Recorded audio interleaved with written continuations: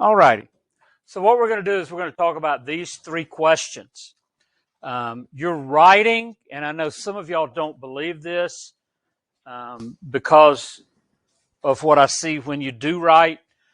Your writing is important. It is important that you know how to write, that you know how to answer questions like these three. And you're going to find that out tomorrow. To make it easy on you, I'm actually going to walk you through these three questions. I'm going to tell you, first of all, what you need to look for, and then secondly, what you need to give me. Got it? All right. So it would behoove you to write stuff down. In other words, it'd be to your advantage. In case you're wondering what behoove means. Yeah, we'll go with green. So, first thing you got to do is what? Read the question. And so let's do that. How did European contact affect the culture of the Mississippian Indians? And let's stop right there. What's the most important word in that sentence? Culture. What are we asking? What are we talking about? And this is not the first time you've seen this question, is it? So, how did European contact affect the culture of the Mississippian Indians? I'm not necessarily asking what happened to the Mississippian Indians. I want to know what happened to their culture. And what happened to their culture ultimately is what happens to them. And so pay attention to what the question is asking you. And then, what was the end result? In other words, what happened to the Indians after their contact with the Europeans? There I am asking you what happened to the Mississippian Indians. First question, how did it affect their culture? Secondly, what was the result of that effect? What was the end result? What happens? And then I ask you to include some things, to include people, statistics, events. I didn't put events up there, but I will. So, what am I asking you in the second part of that question? One important word. Result. How did it affect the culture? What was the end result? That's basically that question, if you wanted to boil it down. So, these are the things that I'll be looking for. I'll be looking for explorers,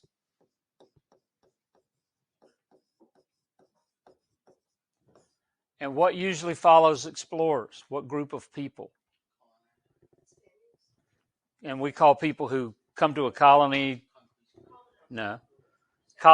Let's go with settlers. I think somebody just said that. Okay, and then just some people. They can be people groups or individuals. All right. So let's talk about explorers first. Who is the first? Columbus. Even though he doesn't come to Georgia, he does what? He opens the door, doesn't he? He finds the new world. And so part of what you need to do is talk about the contact, the early contact. Okay? So Columbus, what was his significance? Why do we mention Columbus? Because he opened the door. He introduced people to the new world. And then somebody we just heard about. Ayon. And he came in 1526. Dates aren't all that important, but it just helps you keep things in order. All right? Who follows him?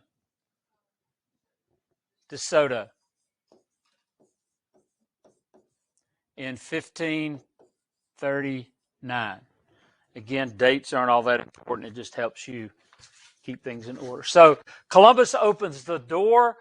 Ayon, as we saw today, establishes the first settlement or tries to establish the first settlement in Georgia. Is he successful?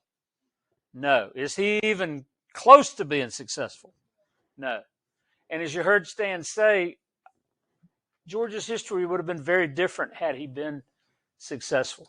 De Soto comes in 1539, and he is someone that you need to focus on quite a bit in answering this question, because he is the example of what Europeans did in North America to the Native Americans. And then there's one more that I think is worthy of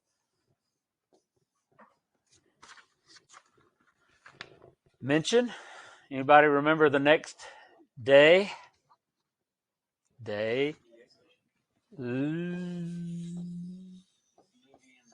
Luna. He comes 50 years after De Soto, and what is he looking for? He is looking for the civilization that De Soto describes in that his men describe in their journals. What does he find?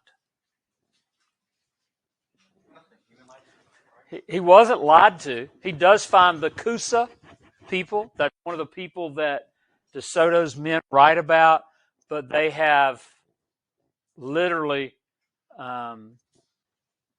dropped off the face of the earth. Their decline has been so sharp in 20 years that they go from 500 households to 50 in a particular city. Their burial mounds are in disrepair. The crops in the field, crops haven't been planted. And that's what Coosa finds. He finds a state of decline among these people that De Soto describes in 1539, or that his people describe in 1539. All right. So those are explorers. We said settlers, and then just people. And in that people group will include Native Americans. But as far as settlers, who do we have?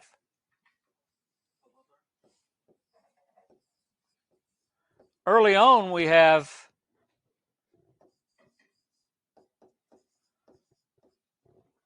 Spanish missions, right? They're settled.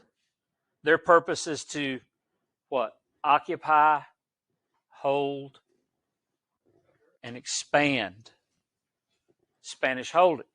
So they are settlers. Remember all those Spanish missions along the Georgia coast. Their purpose is, somebody just said it, is what? Convert the Indians to Christianity, but also to establish a Spanish presence in Georgia. Okay? Now, two people groups that the Spanish missions are working with are who?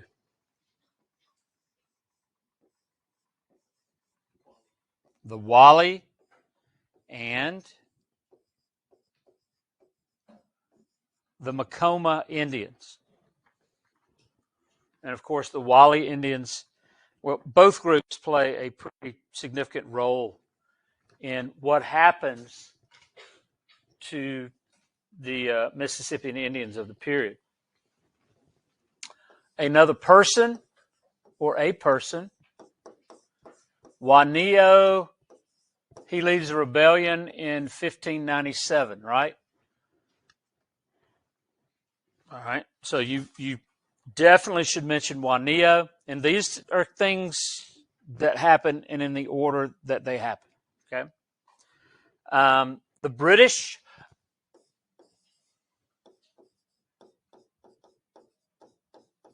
Spanish,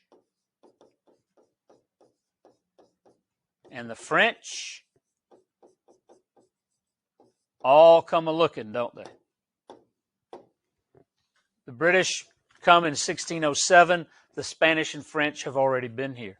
What do these three groups have in common? What are they trying to find? What is their purpose in exploring? The three G's, what were they? Actually, it's God, gold, and glory. God, gold, and glory. They want to spread Christianity. They want riches, gold, and they want glory. They want to expand the empire, the British, Spanish, and the French Empire. Particularly the Spanish and the French are seeking these three. All right. What else? Anybody think of anything else? Actually, there's quite a bit more.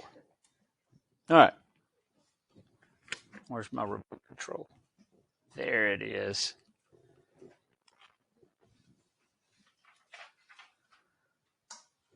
Everybody got this?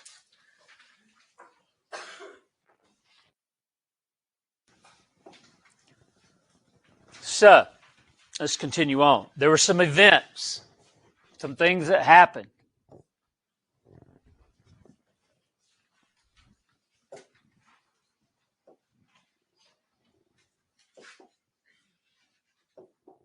All right.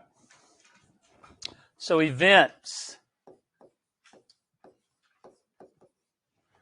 And I think maybe the first thing we talk about is Ion.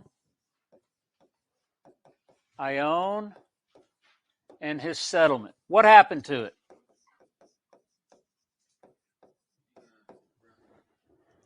He brought how many people? 600? Okay. I think less than half of that end up leaving in 2 months. What's one of the reasons that his settlement did not make it? There was disease, starvation, and then there was one more. The Indians. Okay? They realized Ion is not their benefit, and so they began to try to get rid of him. What was his trade? What was his profession? He was a slave trader. And so he's come and he tries to enslave the Indians. They don't take kindly to it. And he's thrown out, of course. And then you have DeSoto's exploration. And this is where things really begin to go poorly for the Native Americans that are living there. What does DeSoto do? First of all, they bring something with them. What is it? Disease. Things like what? Smallpox. And Freddie just said the Black Death or the plague. Okay. Why are these so deadly to the Indians? They've never been exposed to it, so they have no natural immunity to it. And so there's disease. What else does DeSoto do? Starts with an S. Slavery. Remember, he views them as savages, and so it's easy for him to enslave a people that he really doesn't view as people. And then somebody said slaughter, and that's not too far from the truth, but we use a much more genocide, where one people tries to kill another people based on race or religion, ethnicity. Probably the greatest example of that is what? What? The Holocaust. Okay. DeSoto, because his exploration is so broad, 9 different, what we would call states today, really does a number on the Indians. And as disease and slavery and genocide are enacted or opened up on these people, what happens to their culture? It dies, because as people die, what dies with them? Their culture. In Africa today, there are villages where you have the very old and you have the very young. You don't have people the age of your parents. They have died because of AIDS. And because of that, the culture changes. One reason, there's nobody left to teach the young ones culture. It would be the same as if, everybody's grandparents died all at once, all across the United States. Our culture would change because your grandparents would not be able to talk to you about what they did when they were your age, teach you what the world was like when they were your age, maybe teach you family traditions, those sorts of things. Your parents might, but your grandparents certainly would have taught those things to you. So DeSoto's exploration brings disease, slavery, and genocide, and of course that impacts the culture. The culture begins to die. I think probably the most significant event is Juanio's rebellion. Not because it changes the culture. Why do you think I say Juanio's rebellion? Not because it changed the culture, but it shows us something.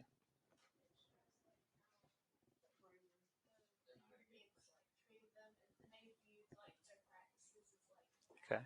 So it shows us that the culture did change, right? That the culture began to die out. So Juanio's rebellion, 1597. All right. So we've got people, we've got events. Juanio's rebellion. Let's go back to that. His speech. And I think his speech is important because it shows how culture was changed. By whom?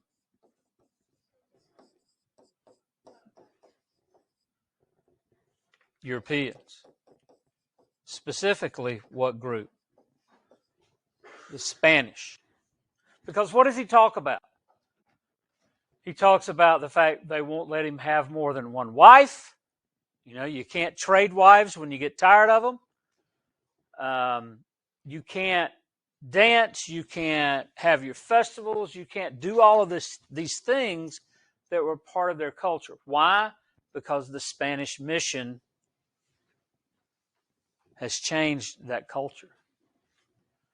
All right. And so I think Juanio's speech is a great example of what happened to the Native American culture, the Mississippian Indians, what happened to them. All right, and then I said use some statistics. What statistic did I give you? Population of 5 million went down to what? 550,000 in about 150 years. So we have an 89%. If you do the math, that's 89%.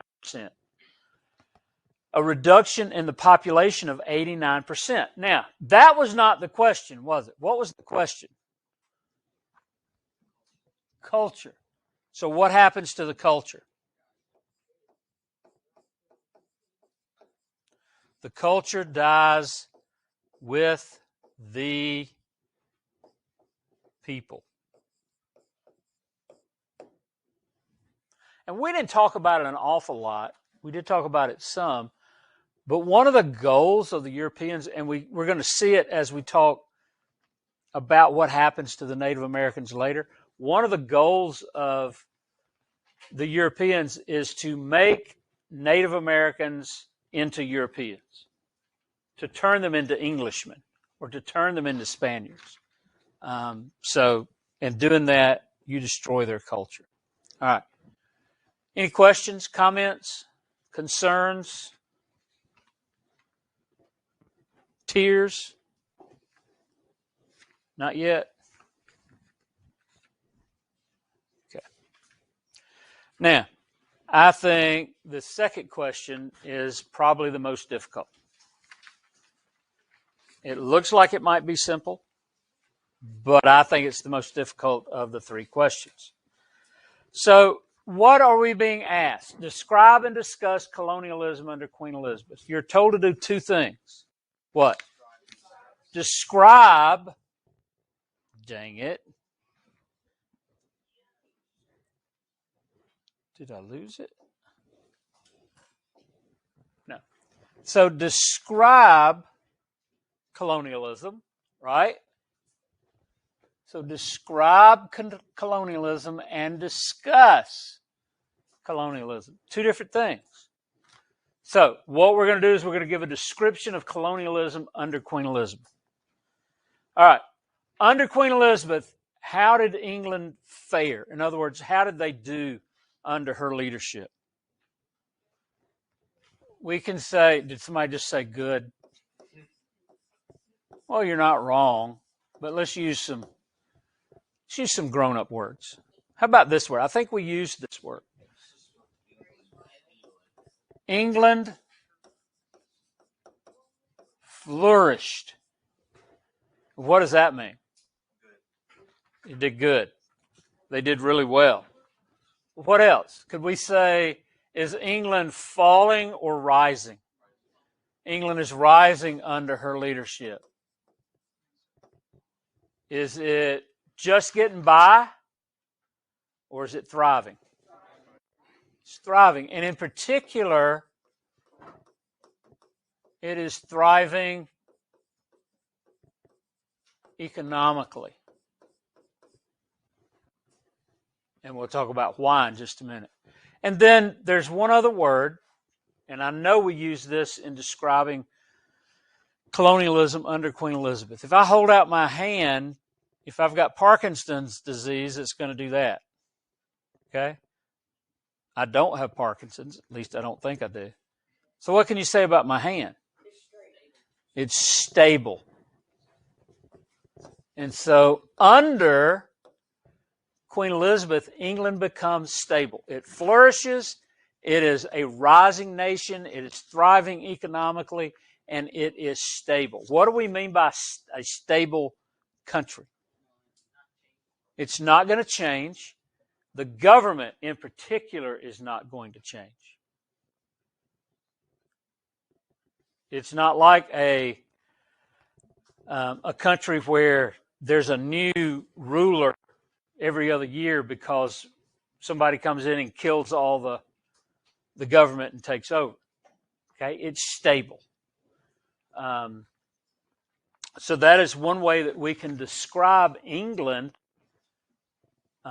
colonialism under Queen Elizabeth. Because England flourishes, because it's a rising nation, because it's stable, it is able to establish colonies.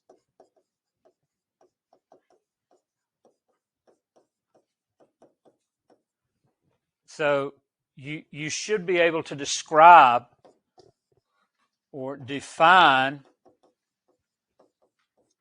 colonialism. What is that? Well, it's act of establishing colonies, the act of one country coming into another and taking over. Basically, it's what it is. So, talk about describing, or in describing colonialism under Queen Elizabeth, talk about the fact that England flourishes. You need to talk about what colonialism is. And then I think the way that you move into talking about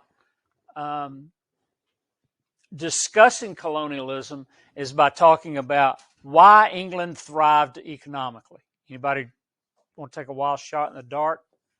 I'll give you the first letter. Mercantilism.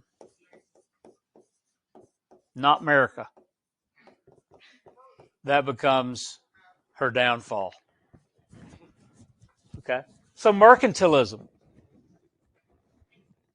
That's one of the reasons that England is able to thrive economically, is because they take advantage of their colonies. And so you should be able to define, be able to tell me,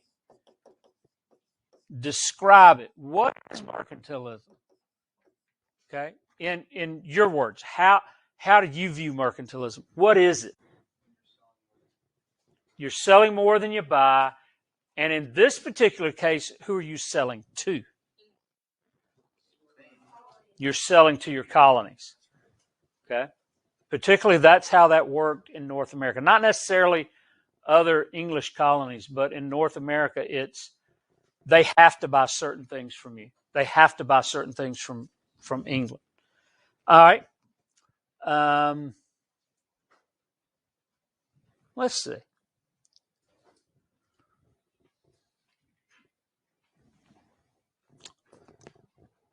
Under Queen Elizabeth, and we made this note, what happens to the Royal Navy?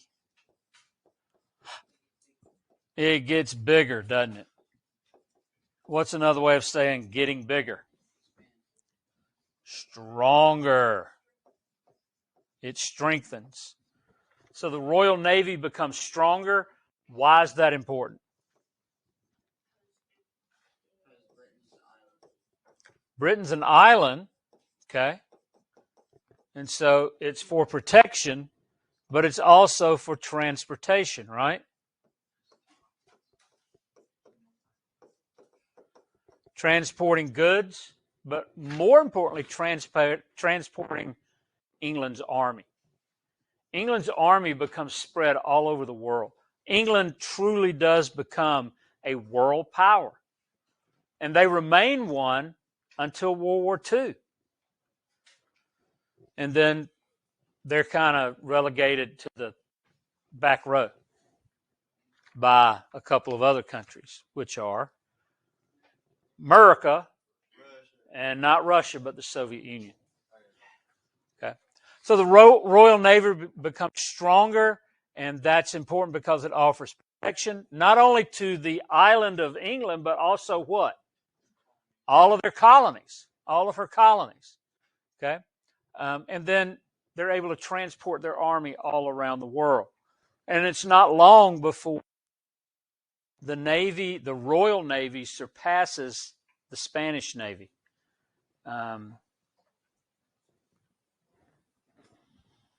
England and Spain are in conflict. What are they in conflict over? We'll see this again in a minute. Land, right? The colonies, and sea. They're fighting over where they can sail their ships in the sea. The idea of territorial waters comes into play. The U.S. has territorial waters. It's like a 20 miles out is U.S. That's still U.S. territory. You're still in the United States, even though you're at sea. And so ships, not all ships are able to sail there. So Spain and England are in conflict. That's the root of that conflict. It's land and sea. Who owns it? Who gets to use it? And so the North American colonies begin to be established in 1607. Jamestown is established. And then by 1670, there are 12 colonies that exist. Georgia comes in when? But what year? 1733, Georgia becomes the 13th colony. All right. Questions? Again, this is not my favorite question. I think it's probably the most difficult question to answer. But you do you. Okay? You just do you. I'll read it. I'll grade it. You do you. And again, we are not looking for this kind of answer. Okay? You are to write sentences that are coherent, that fit together, that answer the question. Or really, this is more of a statement than a question. All right. Question? And proceed? Okay.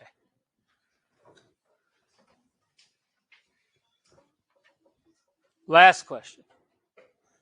And again, it's asking you to do what? Discuss the War of Jenkins' Ear. Causes and results. What's the most important words? Discuss. Causes and results. Okay.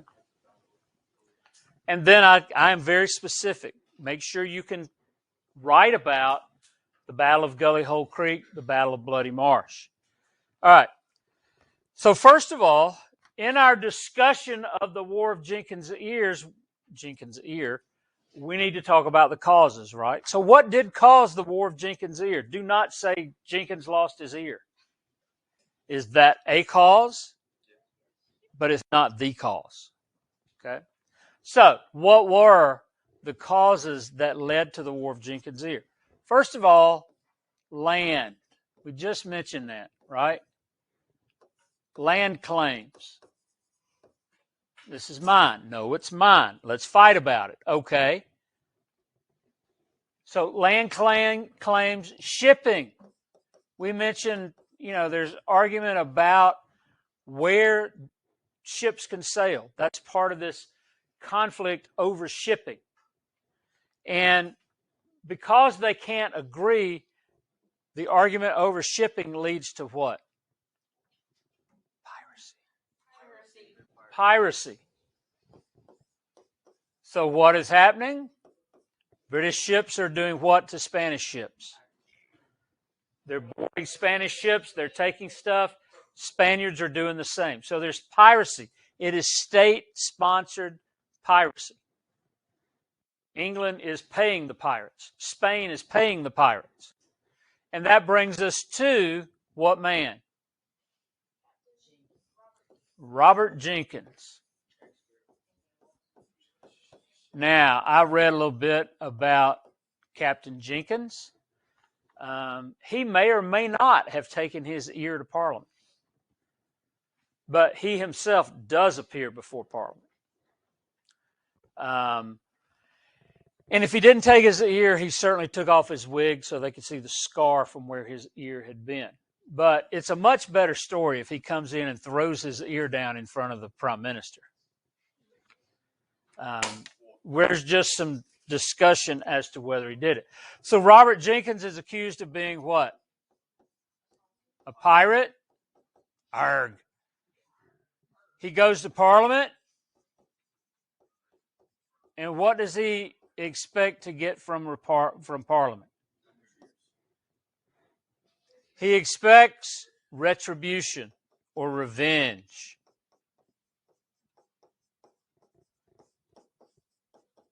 And does he get it? Yes, he does, because Parliament does what? Declares war on Spain. So, the causes of the war have to do with disagreements over land and sea, piracy. Robert Jenkins' ear is kind of the last straw. It's the match that lit the fuse, as I think we said earlier as we were talking about it. You don't really need to know this, but the War of Jenkins' Ear ultimately becomes part of a larger war. I had said it was a world war because Spain and England were all over the place. It becomes a part of the War of Austrian Secession. Not anything you really need to know. Okay? So we have the causes.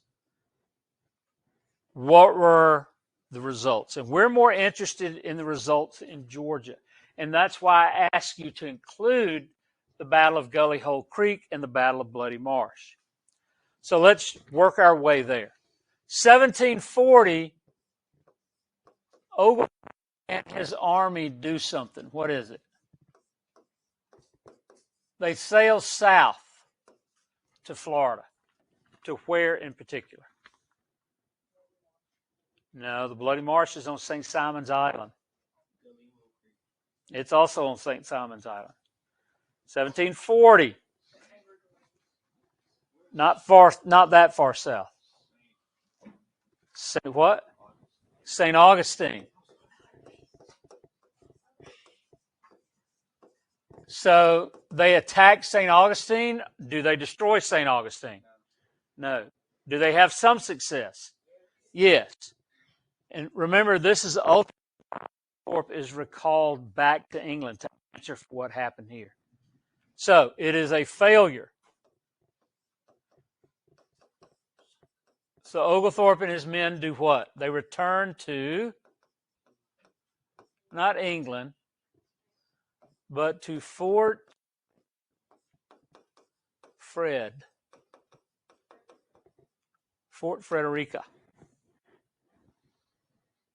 Now, why do they go to Fort Frederica? What are they doing? They're waiting. They're waiting for Spain to attack. Spain does in 1742. They invade St. Simon's. There are actually two forts on St. Simon's Island. What are they? Fort? No, that's in Darien. Fort St. Simon's and Fort Frederica. The Spanish actually capture Fort St. Simon's, and on the morning of July 7th, we have the Battle of Gully Hole Creek. So it's the first. Who wins? The British win. So it is a British victory. In fact, a third of the Spaniards are lost. They die. They're unable to continue. Whatever. So it is actually a very decisive British victory. But do the Spanish quit? No. And that leads us to the Battle of Bloody Marsh.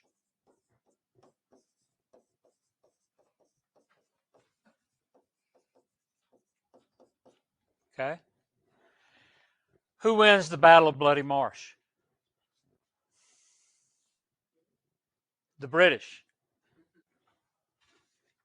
Okay? It's an ambush, if you'll remember. Oglethorpe lies. What does he lie about? Troop strength, a lot of different things. Why is that important? Because Florida's governor believes it and withdraws.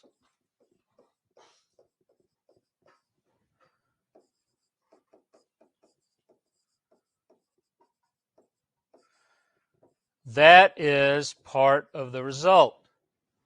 Causes, result. The governor of Florida withdraws Spanish troops, and let's see.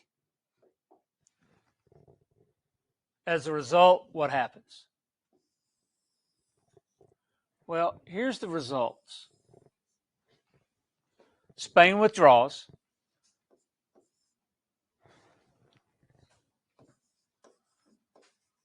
Spain never again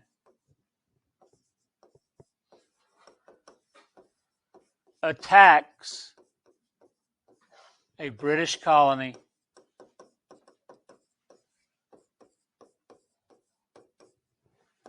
on the east coast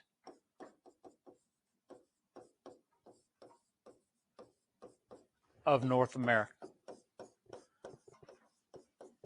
Is Spain still in North America?